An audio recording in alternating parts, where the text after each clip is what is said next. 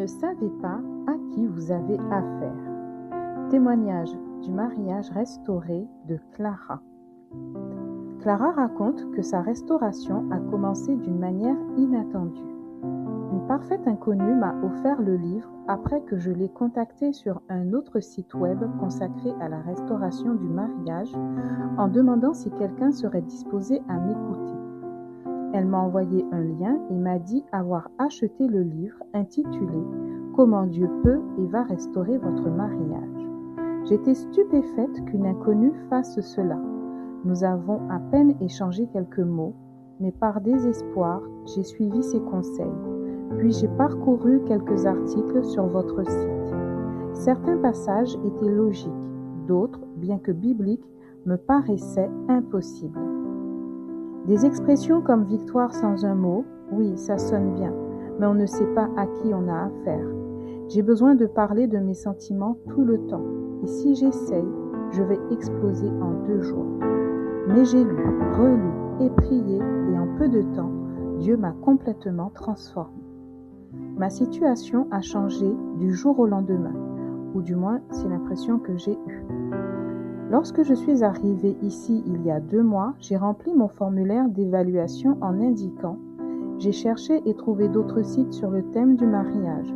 J'ai suivi une thérapie personnelle, nous avons consulté un conseiller conjugal, j'ai parlé à mon pasteur, j'ai fait part de ma situation à ma famille, j'ai partagé ma situation avec mes amis et mes voisins. Mais rien n'y a fait. Nous étions divorcés depuis plus d'1 an et malgré nos discussions sur une réconciliation, chaque fois que nous étions sur le point de faire un pas en avant, il reculait par peur et j'étais à nouveau déçue. Ce cercle était vicieux et difficile. Je désirais m'appuyer sur le Saint-Esprit et non sur moi-même ou sur les autres. J'avais besoin d'aide et je l'ai trouvée ici. Pourtant, à mon arrivée, j'ai précisé que j'étais chrétienne, membre d'une église, que je parlais en langue et que je participais au groupe de femmes croyant au don du Saint-Esprit. J'ai confessé que je ne savais pas comment suivre ce chemin auquel il m'appelait. Il m'a appris à transformer mon esprit, à remporter la bataille intérieure, à réserver mes pensées et mes paroles à lui seul. J'ai cessé de médire et je suis entrée dans un état de certitude absolue. Dieu subviendrait à tous mes besoins. J'ai pu trouver la paix intérieure, sachant que Dieu me délivrerait de tout, même dans les moments les plus difficiles, les plus sombres et les plus impossibles, qu'il l'avait voulu et qu'il me soutiendrait. Non seulement je savais que je surmonterais chaque épreuve, mais il me donnerait la victoire. Que demander de plus ? J'ai découvert ce site après mon divorce et je sais que nous n'aurions même pas divorcé si j'avais cédé à mon ex-mari dès le départ. Mais j'étais naïve et très têtue. Ce site, ou plutôt sa parole, m'a ouvert les yeux sur mon erreur.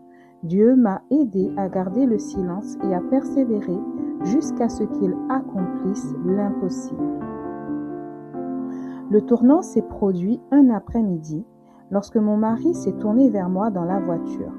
Nous étions simplement sortis faire des courses ensemble et il a dit « J'aime vraiment la façon dont les choses se passent. » Je me suis dit « D'accord Seigneur, tu es sur le point de faire quelque chose. » Un mois avant ma guérison, je me suis retrouvée entourée de femmes que j'encourage.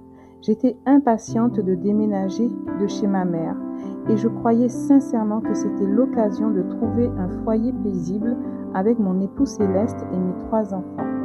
J'étais tellement heureuse de commencer ce chemin avec lui. J'ai le sentiment d'avoir le meilleur époux du monde, car c'est Jésus. Loué soit Dieu pour sa parole, elle est vivante et elle nous fortifie. Loué soit Dieu de m'avoir sauvée de moi-même et de ne plus être condamnée à vivre comme avant. Merci Seigneur. Mon mari est un véritable don et je suis reconnaissante à Dieu de nous avoir réunis. Amen. Mon mari a recommencé doucement à avoir envie de passer du temps avec nous et d'être présent. J'ai signé un bail et j'ai quitté la maison de ma mère pour un appartement. Il voulait nous rejoindre car son bail arrivait lui aussi à échéance. Je me doutais bien que cela arriverait. mais j'ai fait confiance à Dieu pour m'engager dans un bail que, honnêtement, je n'aurais pas pu me permettre seule. Je savais seulement que mon époux céleste subviendrait à tous nos besoins, quoi qu'il arrive. Je le savais, oui, car ma douceur et ma tranquillité étaient tout ce que mon mari terrestre désirait vraiment. Il voulait se sentir respecté, et j'étais tellement absorbée par la recherche de son amour que je n'arrivais pas à faire ce que Dieu attendait de moi. J'étais tellement égocentrique. J'ai été élevée dans la foi. J'ai donné ma vie au Seigneur au moins 50 fois entre 4 et 14 ans. Cependant, lors d'une retraite spirituelle à l'âge de 15 ans, je me suis véritablement engagée à le connaître et à le servir. Malgré cela, je me suis éloignée de la foi au début de ma vingtaine avant d'y revenir à 25 ans. Après avoir quitté mon église, commencé à donner la dîme à mon église ici et fait une demande pour devenir partenaire, une fois que j'avais commencé à donner la dîme, je désirais ardemment obéir, faire de la place et m'ouvrir à une nouvelle vie. Je ne me rendais pas compte que j'étais religieuse avant de lutter contre la difficulté de quitter mon église. En venant ici, j'ai appris tellement de choses tout en me défaisant de nombreuses choses profondément ancrées en moi. Je voulais simplement continuer à suivre sa douce voix et rien d'autre. Nous nous sommes remariés lors d'une cérémonie simple à la maison, célébrée avec un harni ordonné, en présence uniquement de notre famille. Les livres « Comment Dieu peut et va restaurer votre mariage » et « Une femme sage » m'ont tous deux touché. La lecture quotidienne des psaumes et des proverbes a renouvelé mon esprit et les nuits d'insomnie, les vidéos Be Encouraged m'ont apaisé. De plus, en suivant les cours en ligne, je me suis reconnue un peu dans chaque témoignage. Mes frères et sœurs, quand vous avez l'impression de n'avoir que des difficultés, voyez-y une occasion précieuse de ressentir la plus grande joie qui soit. Car vous le savez, la mise à l'épreuve de votre foi produit en vous la force d'endurer tout. Jacques 1, versets 2 à 3. Mon Dieu, j'ai appris tellement de choses en lisant les passages des Écritures qui expliquent comment nous devons être des épouses et quelles sont les conséquences de vouloir tout savoir ou de rabaisser nos maris. J'ai tellement parlé de ses défauts et de ses faiblesses à tout le monde, j'en suis mortifiée. J'étais bouleversée et blessée d'avoir à moi seule blessé mon mari. Je savais que ce n'était pas la meilleure idée, mais d'une part, je ne savais pas me contrôler ni maîtriser mes émotions. Et d'autre part, je ne pensais jamais à l'impact que cela avait sur lui. Je ne pensais qu'à me sentir mieux. La lecture de sa parole a tout changé. Absolument. J'ai déjà partagé ce site avec plusieurs femmes. 2 d'entre elles se sont inscrites et Dieu merci, je partage avec les femmes et les gens en général ce que j'ai appris sur ce site, ainsi que les révélations que j'ai reçues en lisant la Bible. J'ai soif et faim de passer plus de temps avec mon conjoint et de lire la parole. Je ne veux jamais quitter cet endroit. Je suis reconnaissante de pouvoir encourager les femmes, les amis mariés, en couple ou célibataires à vivre selon la parole. Tombez amoureuse de notre Créateur et apprenez à le connaître en lisant sa parole afin que chacune puisse reconnaître sa voix. Éloignez-vous des fausses doctrines et lisez simplement la Bible.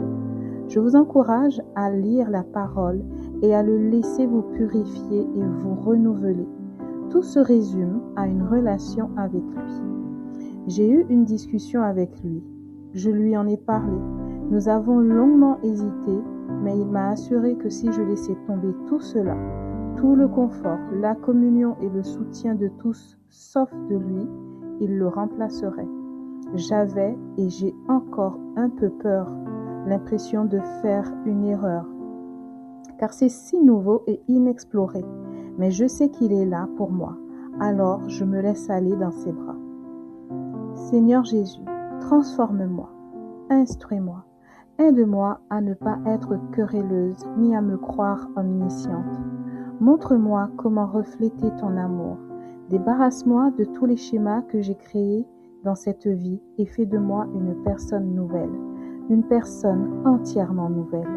Éloigne à jamais de ma vie toutes les mauvaises pensées et les mauvais comportements. Remplace-les par l'humilité. Aide-moi à honorer pleinement mon mari, non seulement en parole, mais aussi dans le cœur. Apprends-moi à me taire, à garder mes opinions pour moi, à faire attention à mes paroles, à ce qui sort de ma bouche, à acquiescer rapidement, à éviter les disputes et à m'enseigner le vrai respect.